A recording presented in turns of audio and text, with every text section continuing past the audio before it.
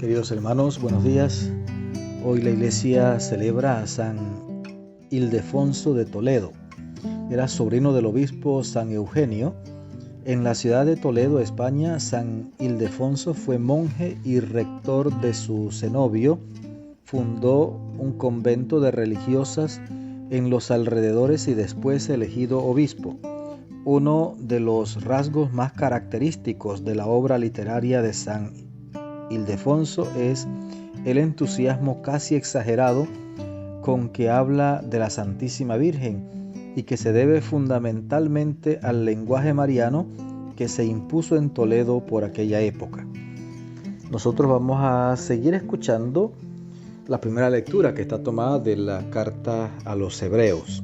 Y vamos a abrirle el corazón al Espíritu Santo para que sea el Espíritu Santo el que nos llene con su presencia, nos inunde con su luz, nos abra el entendimiento y podamos así comprender la palabra y vivirla a plenitud.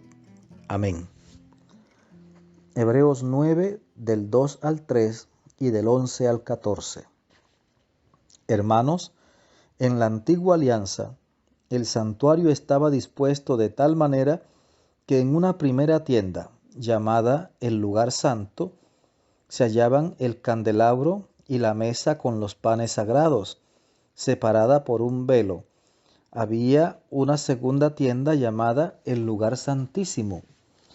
Al lugar santo entraban los sacerdotes todos los días para celebrar el culto, pero al lugar santísimo entraba una vez al año el sumo sacerdote, él solo, llevando consigo sangre de animales para ofrecerla en expiación por sus propios pecados y por los del pueblo.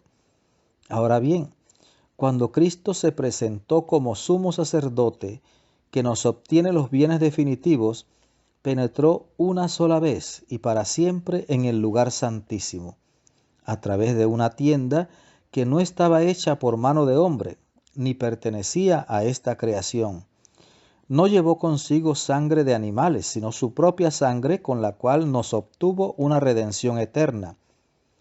Porque si la sangre de los machos cabríos y de los becerros y las cenizas de una ternera, cuando se esparcían sobre los impuros, eran capaces de conferir a los israelitas una pureza legal meramente exterior, cuánto más la sangre de Cristo purificará nuestra conciencia de todo pecado, a fin de que demos culto al Dios vivo, ya que a impulsos del Espíritu Santo se ofreció a sí mismo como sacrificio inmaculado a Dios, y así podrá purificar nuestra conciencia de las obras que conducen a la muerte para servir al Dios vivo.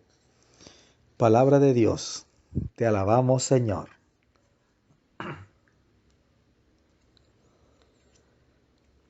Aquí, queridos hermanos, en este texto que hemos escuchado, se resalta de sobremanera el hecho de que Cristo, sumo y eterno sacerdote, entró al lugar santísimo una vez y para siempre, y no llevando sangre de animales, sino su propia sangre derramada por el perdón de nuestros pecados.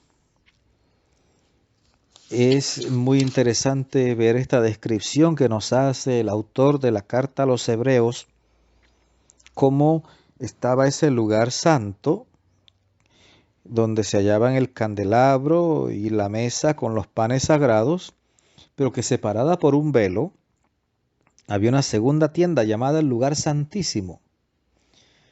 Y bien nos dice que al lugar santo entraban los sacerdotes todos los días para celebrar el culto, pero al lugar santísimo entraba una vez al año el sumo sacerdote él solo, y llevaba consigo sangre de animales para ofrecerla en expiación por sus propios pecados y por los del pueblo.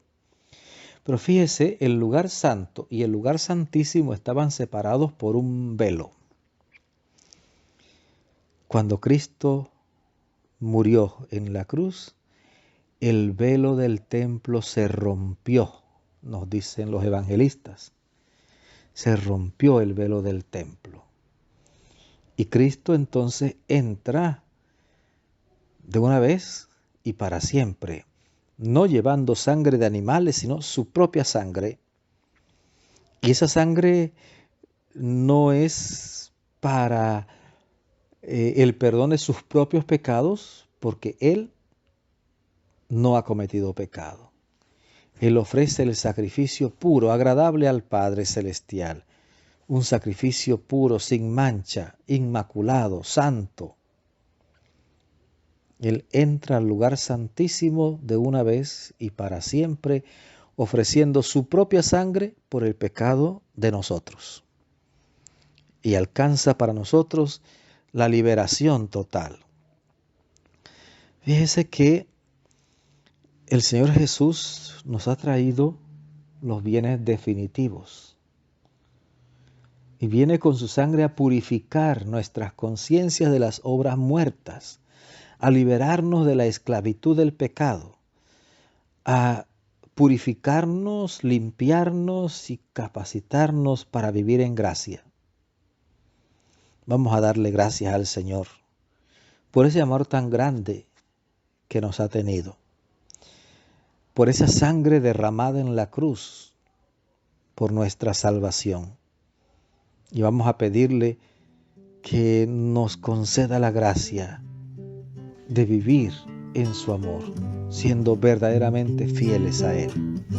Que el Señor te bendiga abundantemente y que la Virgen Santísima te acompañe. Que tengas un maravilloso día.